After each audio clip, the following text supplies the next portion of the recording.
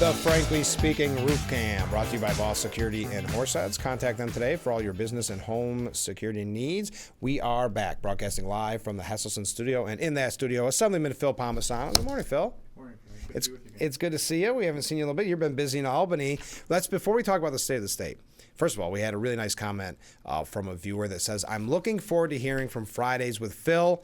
No offense, I always look forward to yours truly Monday through Friday, Frank, and hope he can shed some light on the latest with NYSEG and ongoing concerns. So we'll talk about that. Sure. But before that, tell us about the lead up and kind of the pomp and circumstance behind the state of the state. Because we know the Frankie Focus was a part of it, the mascot. So what's it like as you enter the room for the state of the state? I mean, it's really become a big pomp and circumstance event. Yeah. I was really encouraged, Governor Hochul, the one year, she actually brought it back to the tradition. Yeah. Doing it in the People's House on the floor of the state Which it should Assembly, be. which is where it should be. Mm-hmm. Now it's just turned into a show where she could have PowerPoint, just like Governor Cuomo did. He had a big auditorium. They're bringing up people from all over the state. So, and you can still have some of the elected officials in there. I know they like to point out that the mayor was there. Yeah. You can still do it, but it is what it is. I mean, it's her state of the state. She can do what she wants. So it's just, it's gotten to the point where some people don't even want to go because they know it's just I'm sure. a show. Yeah. But the bottom line, though, is this basically outlines her priorities, right. her main things that she wants to focus on for the coming year. And, I always kind of react to the state of the state more tempered for the most part, just because we had to wait really see until next week. That's when it's really important. That's right? when People may not understand that, but that's her actual budget proposal. Yes, I mean, but certainly some of the comments she makes are alarming, and you have to point that out. I mean, she's talking about, you could tell already, she's talking about spending a lot of money, especially for universal child care. And that's just to give in to Mom Donnie. I mean, it's such a niche market, too, if you look at how much we're spending on how many kids it actually affects. And we can't afford these type of programs, but she's scared of either primary challenger or third-party candidate or... Yeah, I think a lot of what she's doing from her policy perspective, from some of the decisions she's made, whether it's from an administrative perspective, bills she's signing, bills she's talking about signing, is definitely geared towards trying to protect herself, insulate herself, number one, from a primary, and then to try to show that, or try to demonstrate that maybe she's not out of touch with everyday voters, people in the middle, and others. And I think she's going to have a problem on that, doing it with the middle part, because the policies speak for themselves. The policies she's advocated have spoken for themselves. But she's concerned because I don't know if you saw this. We probably did on Empire Report this morning, but they asked State Senator Jabari Brisport to leave the stage at a Hochul event because Brisport had endorsed Antonio Delgado. I saw that, by the way. I didn't read it. Yeah, so you can understand that she's. I don't know if she's concerned necessarily. I think the whole race, and we can talk about the governor's race later. I think things changed so much recently, but she's still willing to kind of beg for votes. I think it was the New York Post that said the whole state of the state was elect me. That was her whole message. Right. And how much, especially you're so entrenched in the energy policy, how frustrating is it for you when you see her saying we're going to fix a problem that she caused? Well, I mean, at the end of the day, her thing is always going back and blaming the utilities. I know the person we spoke about. We could talk about the issues with NYSEG and the other utilities. That's part of it. But what she continues to fail to recognize, what my Democratic colleagues, the progressive colleagues in Albany fail to recognize or admit, it's their policies that are driving up these rate increases. All you have to do is look at what the residential electricity rate was in 2019 before we passed the CLCPA, the Green New Deal for New York, which is going to go to net zero generation by 2040. Right now, it's over 26 cents a kilowatt hour. That's 50% higher than the national average. If you look at natural gas prices, they're more competitive with the national average. And I just think that's part of the issue. There's never a recognition, never an accountability on that side of things. It's always let's blame the utilities, let's do this, but they never take responsibility for their problem. But it's perfect for Hochul when you think about it, because she can make utilities the bad guy, because who sends you the bill? The utility companies. So she can blame it on, and most people are going to look at that bill, just like the reason why she sends the check with her name on it, it's because they see that bill and they're going to blame that company when it is her policies that have led to these costs that are making people leave in droves. Well, on that front too, Frank, and for the viewers, we've had legislation, we call it the Ratepayer Transparency and Disclosure Act, that would require utilities to put on their bills all the green energy cost mandates, so that people could see that. Because when you look at your bill, for the viewer, obviously, most people just look at their total bill. But there's three parts to your bill. There's the supply. Now, supply is a pass-through. There's no markup from the utility. They have to go out and get their power from the providers, and that's basically a pass-through. The one that when they go for utility bill increases, when NYSEG, RG&E, and all those others go for rate increases, is on the delivery or the transportation side of your bill. That's for the poles, for the substations, for the wires. That makes up about 30 to 40% of your bill. The supply side is hovering around 40 to 50%. Okay. But then the other part of it is taxes, fees, and assessments. That ranges from 20 to 25%. They fluctuate. That's to pay for a lot of these green energy programs, these green energy mandates. So every one of these, and people say even on the supply side, a lot of these programs are getting baked into the supply. Offshore wind programs that are trying to propose will be baked into the supply. Champlain Hudson Express, they'll bring power from Quebec down to New York City, which was needed because they shut down Indian Point, which provided a quarter of the power in New York City. That's going to get baked into everyone's electricity bill. We're all going to pay for power to New York City, whether it's offshore wind or Champlain Hudson Express. So those are the different things. You have the transportation or delivery side of it, which is what the utilities go for. You have the supply side, which is basically the power. That's a pass-through. And then you have the taxes, fees, and assessments, which pay for a lot of these green energy programs too. So if you want transparency and disclosure, let's put them on the bill so the public can see it. Even when we passed all these the CLCPA, when we did the Climate Action Council plan, they've never truly done a true cost-benefit analysis to show how much it's going to cost. If it's such a great thing, let's tell the public how much it costs them. Simple. But the fact of the matter is, I mean, the estimates are already coming in at over $250 billion, probably upwards as much as $500 billion to pay for this costly and not affordable, not reliable, not feasible energy plan, climate agenda that's being advanced. And obviously, because it's an election year, she's seeing that it can hurt her, so she's starting to backtrack on some of it. Do you think she's serious about nuclear? I do. I do think she's serious about nuclear, and I applaud her for that. I know you've said that. I've been a big proponent of nuclear. I've talked to energy reporters because, first of all, compare nuclear to wind and solar. Hands down, nuclear is better. Now, yes, there have been subsidies for nuclear. Nuclear is expensive, but so is wind and solar. Why I favor nuclear more: one, it's reliable. Two, it's dispatchable, meaning it's available 24/7. Right. And three is the land use. If you look at the land use, let's just take Indian Point for example. Yeah. That was a 2,000 megawatt, 2 gigawatt, which power 1 gigawatt. Remember, is powering 750,000 homes. That was 2,000 megawatts or 2 gigawatts on 240 acres of land. The Climate Action Council plan calls for 60 gigawatts of solar. You need about 8 acres per megawatt. Wow. If you multiply that out, you're talking about 480,000 acres of land. Now, where is that land going to be taken Not from? the city. Upstate New York.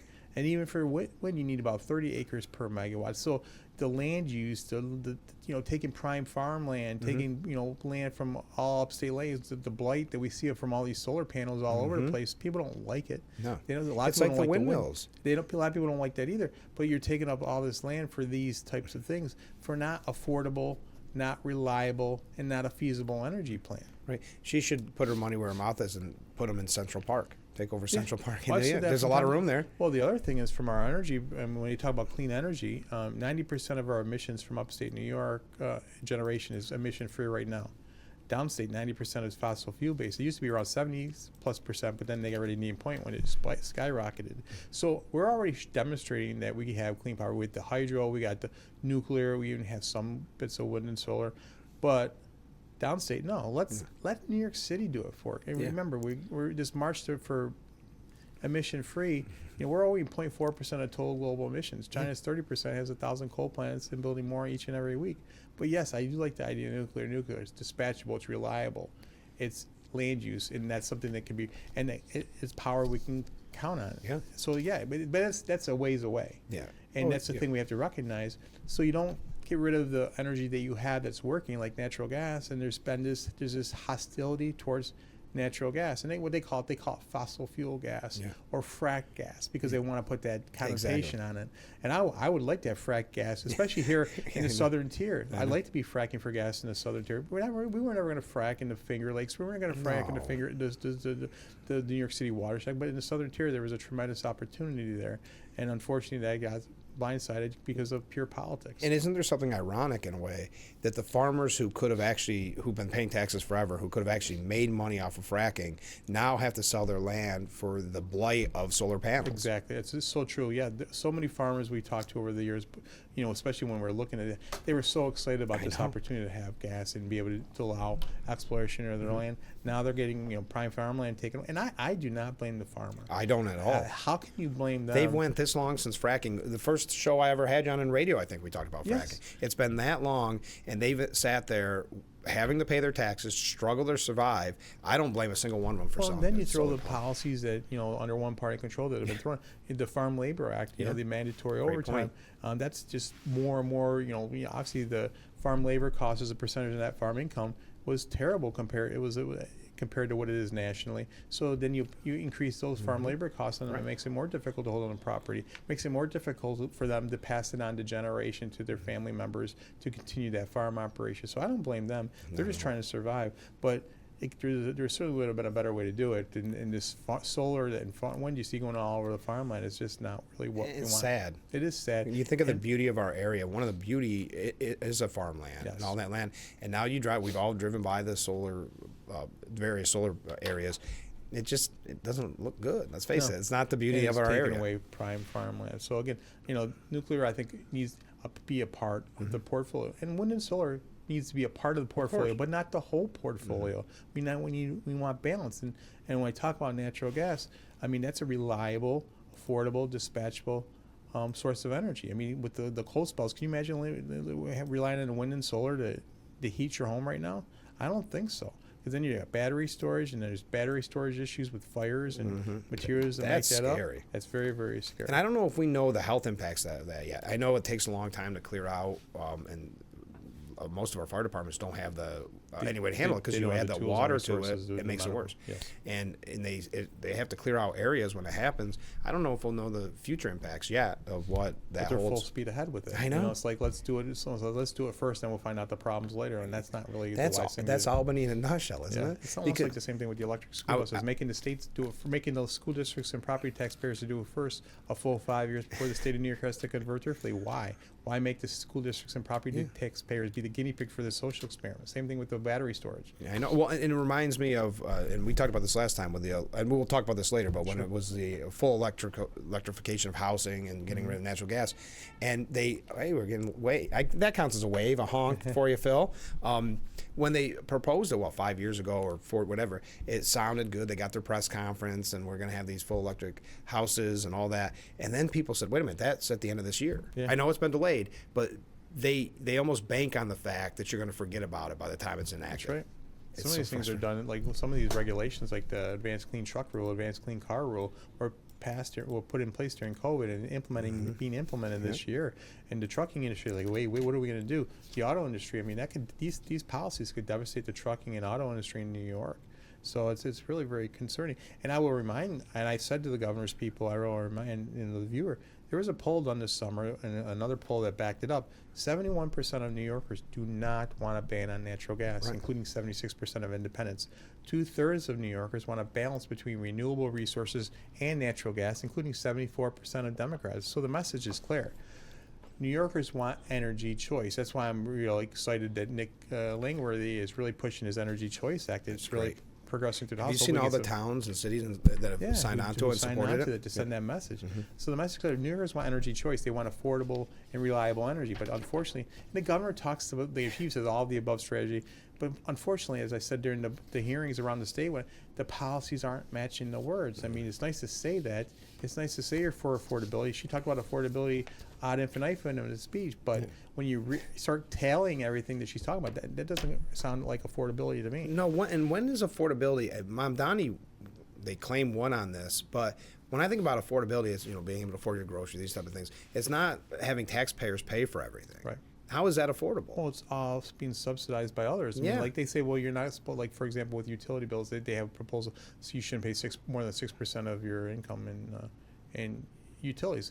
That sounds great, Right. but some people, all that does is basically make other people subsidize it for everyone else. Exactly. I mean, we've seen the records of the defaults, and I think that's problematic. And I think we have to look at that. How much is being subsidized by everyone else? And it's like, let's take. And, their answer to everything is spend. And that's where we're going to see a budget next week that's going to be more than $250 billion budget presentation. At least that's the baseline, because what we passed last year. That's what last year. Yeah. So we'll probably wish for those days back. Yeah, we cannot continue to spend at this level. It's record spending, record debt, and then they're going to want more taxes. Like the governor says, she's not going to increase taxes, but they're pushing for it. I mean, I'm sure in our one house budgets, they're going to pass them because that's what they want to show their priorities in our house. And how scared, I know you just got back to Albany, how scared are your colleagues on the left about being primaried from a DSA, Democrat Socialist of America? So how far left are they going to go to kind of ward off a primary challenge? Oh, they're very, very worried. Yeah. I mean, and they're kind of kicking, many of them, I mean, we've talked, are kicking themselves in the tail for advocating and pushing forward the taxpayer-funded campaign system, because that can allow others to enter into the system, get taxpayer money to run against them. And that's just the worst. And there's some money coming into the DSA. Yes, scary, sadly. So they might have shot themselves in the foot, so to speak. No question about it. It's going to be interesting. But we got to take a break. Stay with us. We're just getting warmed up. I feel like we covered it all already. Stay with us.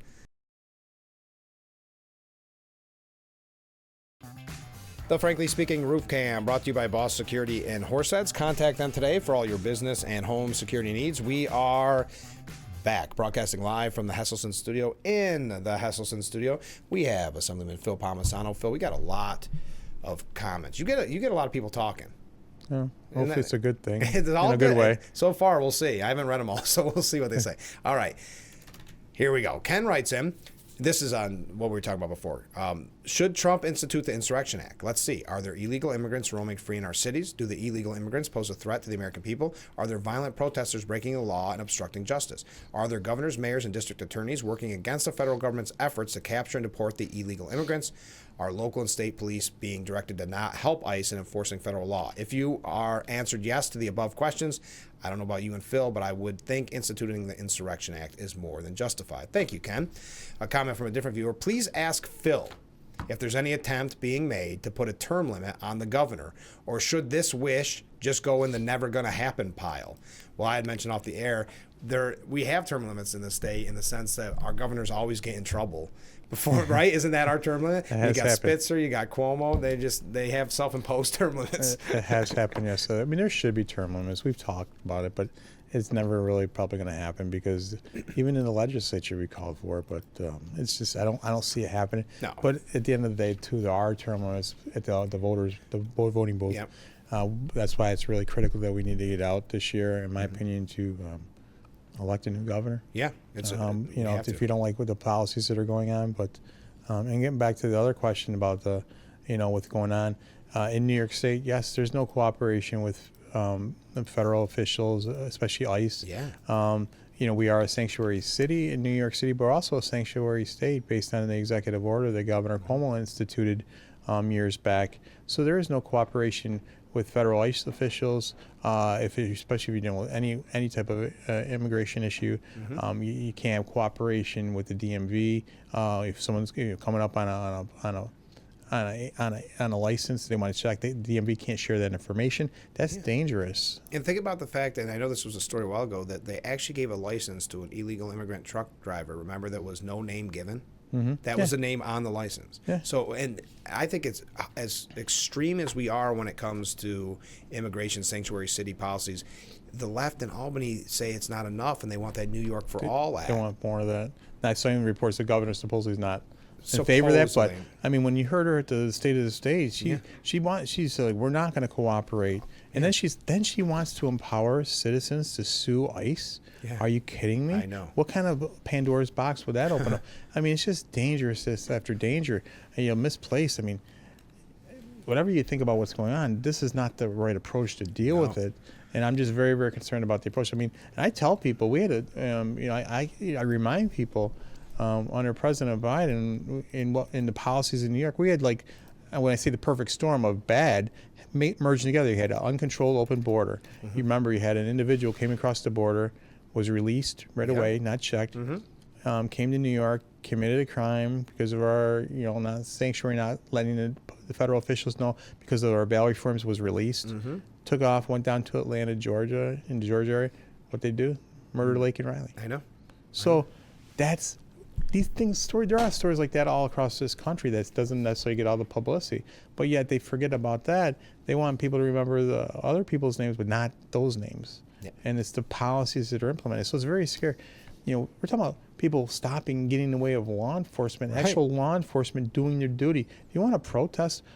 You don't get in the way of them doing their jobs. That's safe, not safe. That's dangerous, and then that's going to lead to other tragedies. You're right. Like so. Some more viewer comments. One comment, Ken's comment was spot on, the one that we read at the beginning of the segment. So there you go, Ken. Oh, how about this one? You're going to like this one. Good morning, gentlemen. Well, good morning. Phil is my guest on the Pulse this week. I wonder who this could be.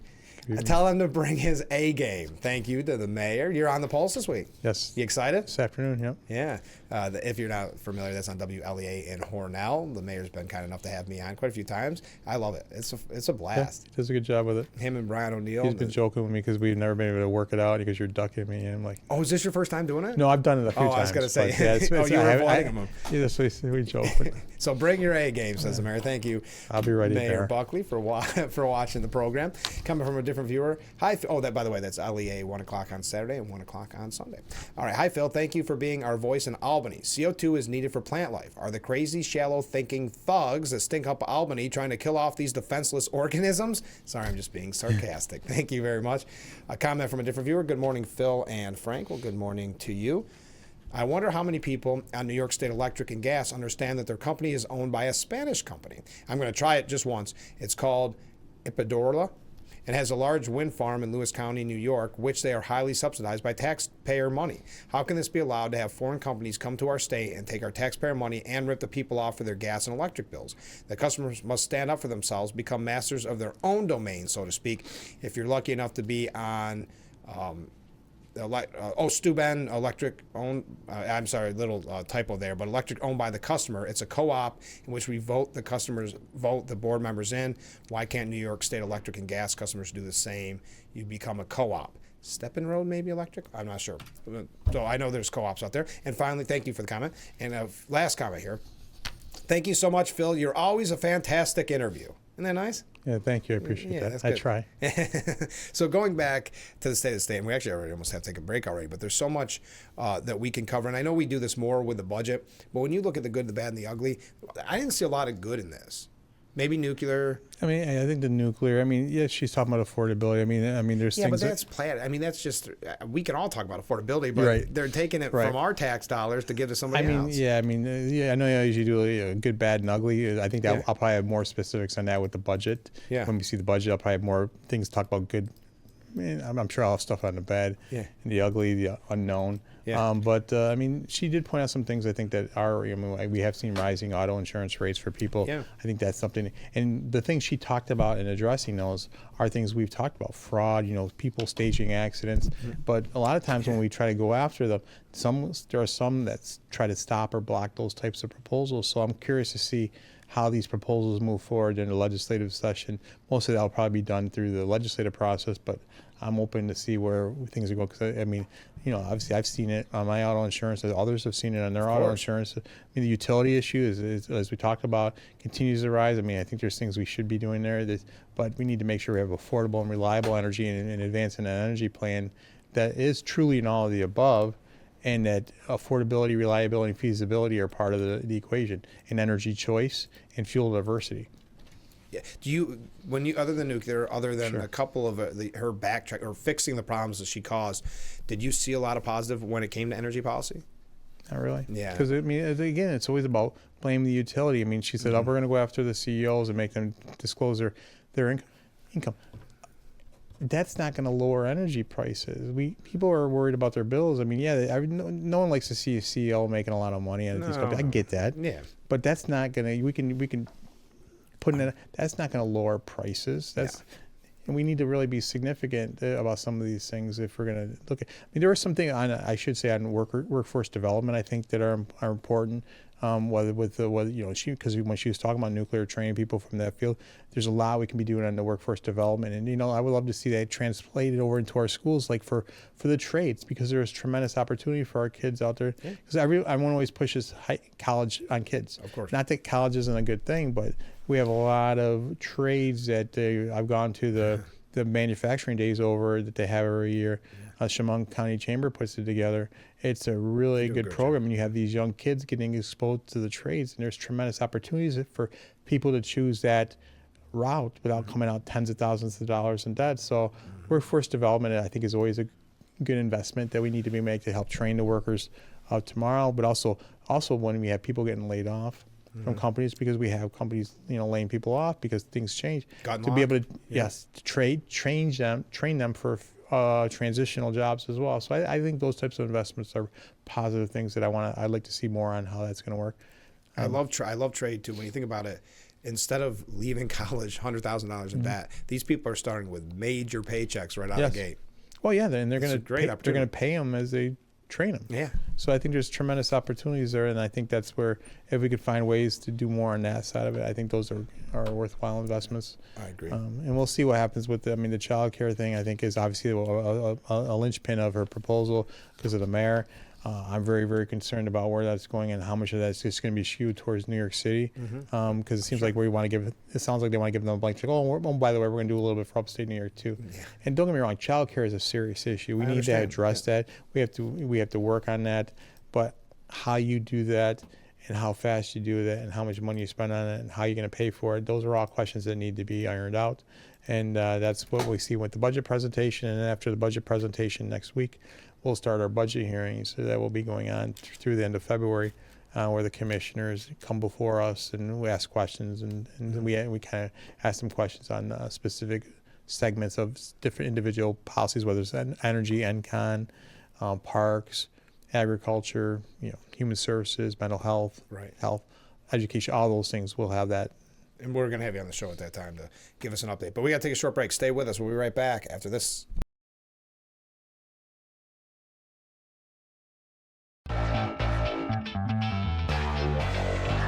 The Frankly Speaking Roof Cam, brought to you by Boss Security and Horseheads. Contact them today for all your business and home security needs. We are back, broadcasting live from the Hesselson studio in that studio. Assemblyman Phil Palmesano. Got a couple more questions for you, Phil. Sure. Good morning. Stay warm out there. Yes, it is chilly.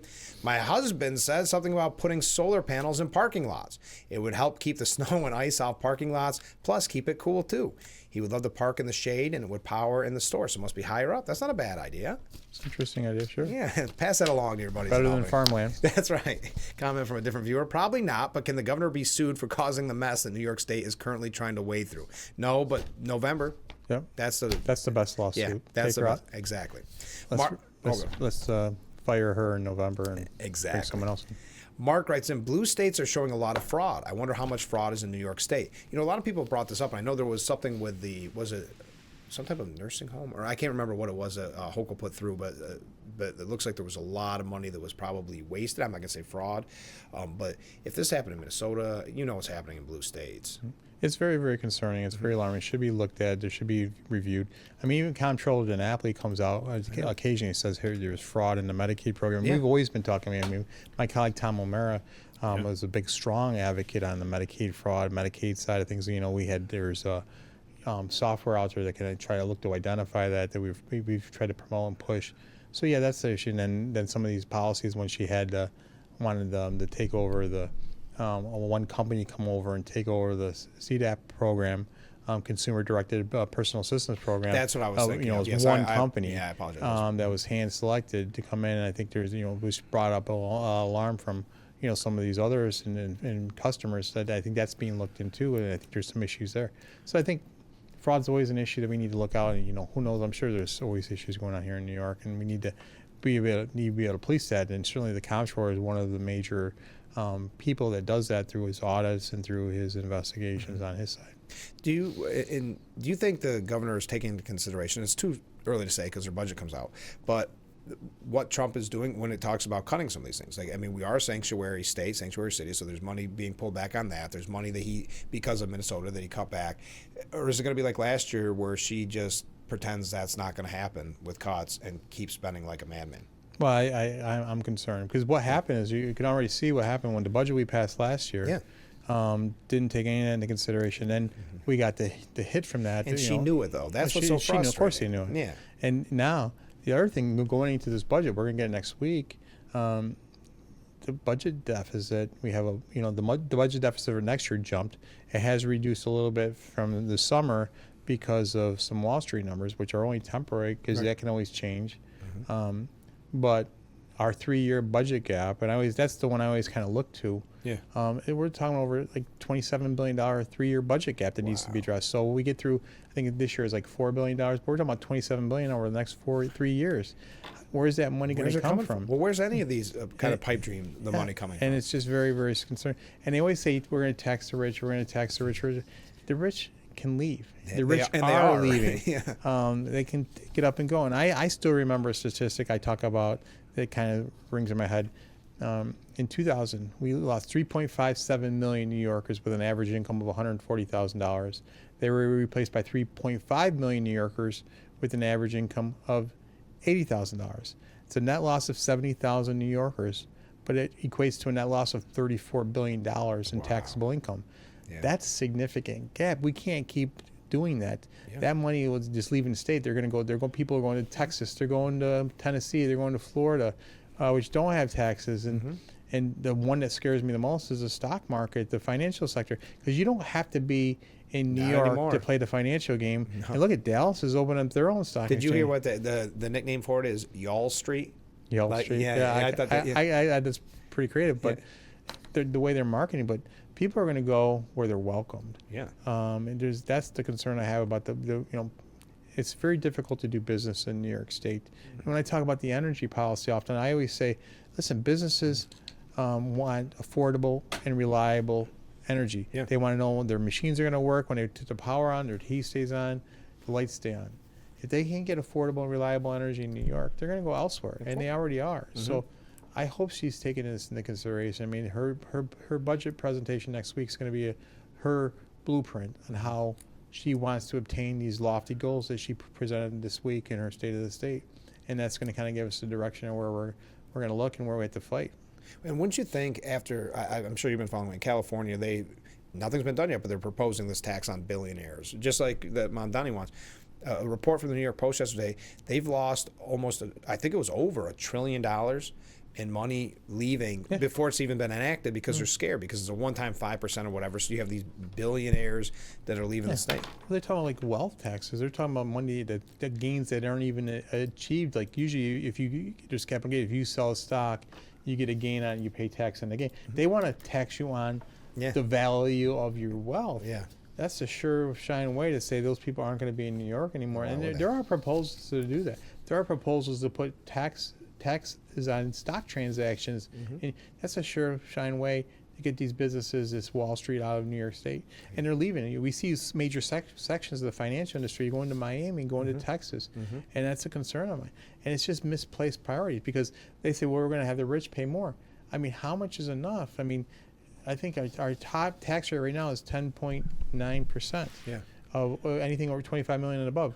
And they want to raise it to 11.4%. I say to people, would you rather have 10.9% of $25 million or 11.4% of zero? Exactly. And that's what we're facing with these policies. And it really is misplaced because they want to spend. There's no fiscal discipline. And what I've always said to people, my colleagues, they think it's their money. They forget it's your money, you, the viewers' money, that they're spending like drunken sailors, and we need to be cognizant of it. I mean, families, the viewers listening to this call, they're tightening their belts. They're making tough decisions when things are not easy, when the gas prices or the utility bills are going up. They're making tough decisions. But the state of New York never seems to make tough decisions. They seem to punt, pass it off, kick the can down the road, and say it's going to be all right. Oh, and by the way, it's all the federal government's fault. That's why it's all. And that was the whole thing. It's all the tariffs. That's why everything's going wrong in New York, and that's just ridiculous. It was all national. But we got to take a break. Stay with us. We'll be right back with Frankly Speaking after this.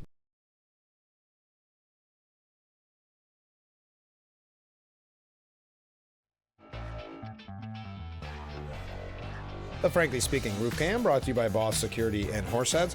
Contact them today for all your business and home security needs. We are back, broadcasting live from the Hesselson studio. In that studio, we have Assemblyman Phil Palmesano.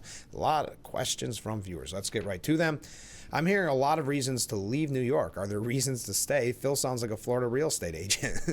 I don't think he means that as an insult. Listen, I love living here. Exactly. My family's here. It's a beautiful area. Great people. I think it's the people that makes our communities. We have great businesses that are investing in their people, but unfortunately New York just makes it a little bit more difficult. The tax, the regulatory structure, and some of the other policies, but I'm not encouraging people to leave. People have to make that decision for themselves, but I understand those that are leaving. I understand the businesses that are leaving because of the business climate. Absolutely. I remember Governor Cuomo saying people were leaving because of the weather. Yeah. They weren't leaving because of the weather climate. They were leaving because of the business climate.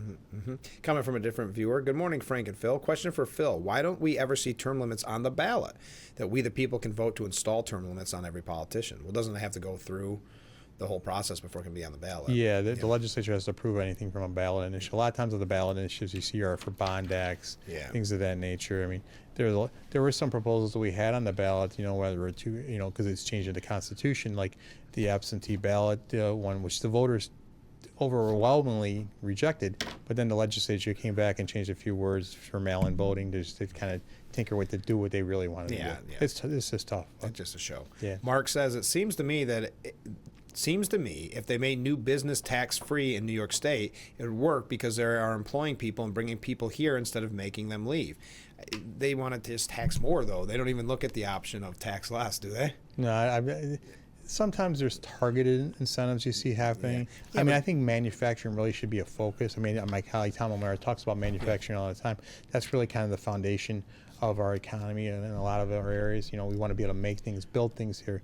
We should do more on the manufacturing side. I mean, we just saw Gunlock is closing down. I know. 124 years, something like that. I have to think the corporate folks said we're not going to be in New York anymore. They're going to go someplace where it's more friendly. I know. And that just has to make me think the policies here don't help. And I wish people would look. I wish leaders would look at that a little bit more. The governor and her team. Yep. Last comment for this segment, then we got to take another break. Tell us about Blakeman. You knew this was going to come up, the governor's race, of course. Well, sure. I mean, obviously, looks like he's the Republican he's candidate. Going to be the Republican candidate. I mean, I'll be honest. I mean, I had already endorsed Elise. I was supporting Elise. I haven't met Mr. Blakeman. I'm sure I will. And listen, I'm going to do everything I can to support him because the alternative is not it's whole good. And he has a successful track record on Long Island, winning in a very purple area. So he's got more Democrats in that county than he does Republicans. So I'll do everything I can to support him. But I'm not going to just hide it. I was very disappointed that Elise got out of the race. I met her. I talked to her down in New York and down in Washington when we did the press conference on the Energy Choice Act. We was talking about energy policy, and I was really encouraged because we need to talk. I was going to help try to put some energy stuff together. And I was really, as a lot of people are, discouraged as she decided to get out of the race. Ultimately, that's her decision to make, and I understand why she made it. I was certainly disappointed, but if Mr. Blakeman's the guy, he's the guy. He's the guy. Listen to the viewers. I'm all in on him. I'm going to do everything I can to help him. I would expect he'll be here in the southern tier in the Finger Lakes. I would expect to try to get him on your show here, Frank. Absolutely. I'd have him on the show. And then we'll make that happen because and I think he's got a story to tell. But there's no question. He's got some work to do here in upstate. Just announced Hochul raised $12 million for her own re-election. I mean, it's a tough battle. And Elise was a fundraising master fundraiser. So he's got some challenges. We just had an event. There was an event for him. My leader hosted for him up in Albany this week. They said it was very successful. But we got to do more of it. But we got to get him when he gets up here and around. And I think he wants to do that. And I'm sure he will. One of my best friends, probably my closest friend in the legislature, Ed Ra, is really tight with him, and so we'll be talking, we'll be working together, and we'll learn about and we'll have him up here, and we will. So just it's early. I know if people are disappointed about Elise. I get that, but let's not forget what we're trying to do here. We have a governor who keeps really kind of sending the wrong message, doing the wrong policies. At least with Mr. Blakeman, a lot of that's going to change. All right, we got to take our last break. Get your last second questions in, and we'll be right back with Frankly Speaking after this. The Frankly Speaking Roof Cam brought to you by Boss Security and Horseheads. Contact them today for all your business and home security needs. We are back, broadcasting live from the Hesselson studio. In that studio, Assemblyman Phil Palmesano. Boy, it's been busy this morning, Phil. Let's go to one comment from Ken. Frank and Phil, I could see New York and New York City getting free childcare in place quickly. The examples from Minnesota show the Democrats that there can be a lot of money made at leering centers and transportation to and from them with little to no investment. Yeah, you got to worry about the fraud. Absolutely. Phil, we haven't had a chance to, this is a little bit off state of the state and some of the things we've been talking about today.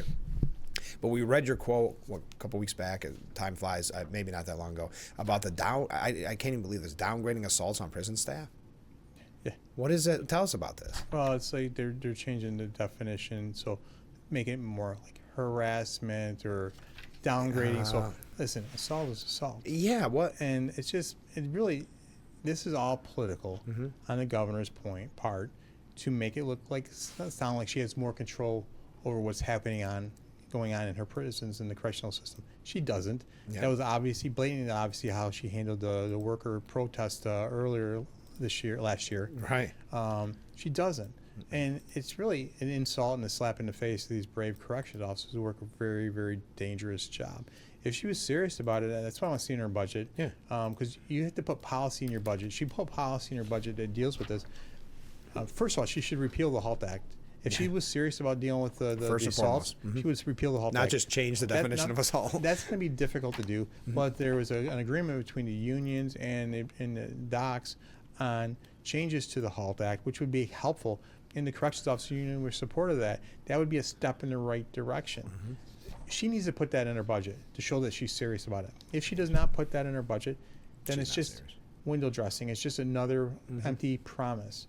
So it's like your change the bail reform, which weren't changes. Yes. She knows how to play the game before election. She's not great at it for anybody paying attention, but she's trying to get to the people that aren't paying attention. But the fact of the matter is, since we implemented HALT 3 years ago, like I didn't have the numbers for this year in front of me, but the 3 years after HALT, from 21 to 24, assaults, inmate on staff assaults are up 76% to a record high of 2,000.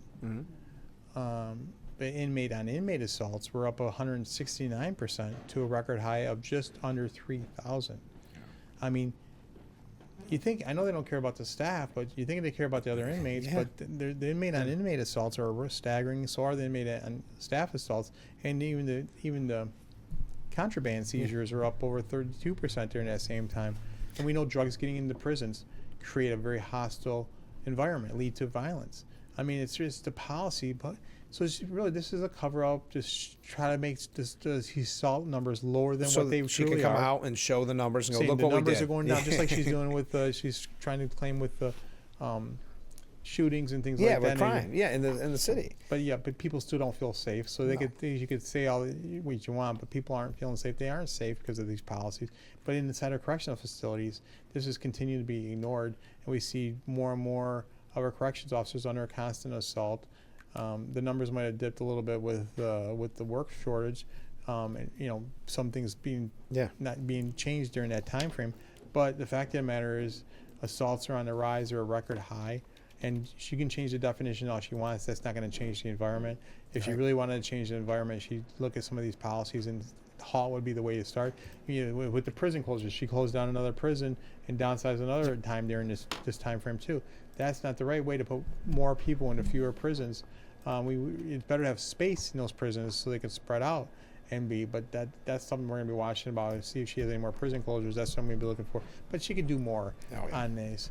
And it's just one thing after another on our corrections officers. We're out of time, Phil. Thanks for giving us so much time this morning. Always my pleasure. We'll have you on after she releases her budget so we can figure out what's going on there. How's that? That'd be all right. I look forward to it. Last second comments. Mark writes in, I wish Blakeman would get out there more. I don't even know him or his policies. You should know who you are voting for. Thank you.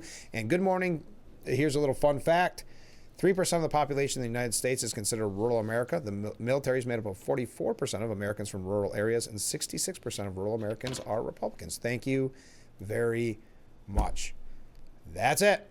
Have a great day, and we will be back Monday morning with Frankly Speaking here on WYDC TV, Big Fox.